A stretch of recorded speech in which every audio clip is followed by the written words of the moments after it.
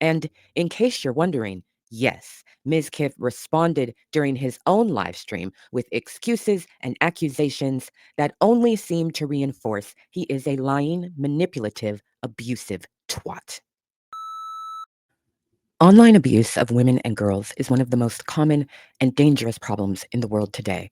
What starts as name calling or rude comments can quickly grow into harassment that affects every part of a person's life. Women in gaming, streaming, journalism, content creation, and other online spaces are targeted with insults, sexualized messages, and threats that go far beyond normal criticism. The internet gives abusers the power to hide who they are, reach a huge audience instantly, and pile on without facing real consequences. Streamers and online creators often play a bigger role in online abuse than they like to admit. Some directly encourage it by mocking or targeting others on stream, knowing their fans will take it as a cue to attack. Others do not say anything when their chat or fan base crosses the line, even though their silence works like permission. Some streamers are not simply careless with their influence or unaware of the damage their audiences cause. Some are, at their core, abusive people who use streaming as a stage to act out control, manipulation, and cruelty in plain sight. The constant visibility and lack of accountability on platforms like Twitch can actually feed that behavior. Being watched by thousands becomes a form of power. They learn that their fame can shield them from real life consequences. On October 25th, 2025, Twitch streamer Emiru went live to break her silence about the abuse she has lived through over the past 3 years. In a lengthy live stream that is at times hard to watch, she thoroughly described a pattern of alleged assault, psychological abuse, stalking, harassment, intimidation, manipulation, and threats of blackmail by her former partner and well known streamer, Mizkif.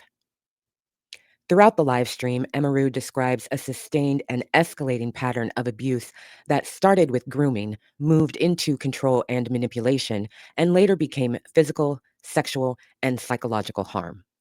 Ms. Kiff controlled what Emiru wore, who she spent time with, and even when she could stream, keeping her isolated and making her career depend on his approval. As the relationship continued, she described several frightening incidents where he threw things, including objects, directly at her and damaged furniture during outbursts. She also recalled times when he drove recklessly and threatened both of their lives, saying they would die together. His alleged behavior toward her work added another layer of control. He would grow furious whenever her content performed better than his, and once sent her messages during a stream saying he wanted to kill himself because she had more viewers. He often punished her success by yelling at her, restricting when she could go live, and accusing her of hurting his career, leaving her trapped in a situation where doing well or doing poorly both led to punishment. This jealousy and professional sabotage reinforced the sense that she could neither succeed nor fail without consequence. The most serious incident she describes occurred after their breakup, when she allowed him into her home to talk and he allegedly assaulted her. She recounts that while she was crying, he began hugging and kissing her, then suddenly forced his hand down her pants. When she screamed, he withdrew it and left without apology, saying only that he felt weird. She identifies this as the moment she realized the dynamic between them had moved beyond emotional abuse into outright physical violation. Even after she cut contact, Emiru alleges that Ms. Kiff continued to harass and monitor her. She explains with screenshots of messages that he tried to contact her over 40 times through text messages, social media, and phone calls, and that he followed her at social and professional gatherings. She also describes him using his own live stream to retell her private experiences with stalkers in a way that framed him as her protector. And in case you're wondering, yes, Ms. Kiff responded during his own live stream with excuses and accusations that only seem to reinforce he is a lying, manipulative, abusive twat.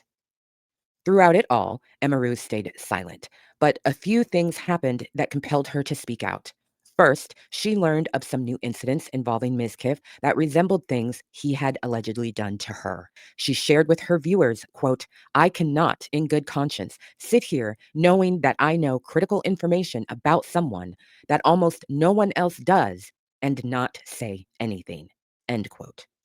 The second factor is that her live stream came basically just days after she was assaulted by a stranger at TwitchCon 2025. The platform failed to do anything about it and has since refused to disclose the identity of the man who attacked her to law enforcement unless compelled to do so by a judge. This incident garnered worldwide attention because it was witnessed, recorded, and Emiru came forward with a lengthy statement sharing her experience of the attack and Twitch's failures during and after the event.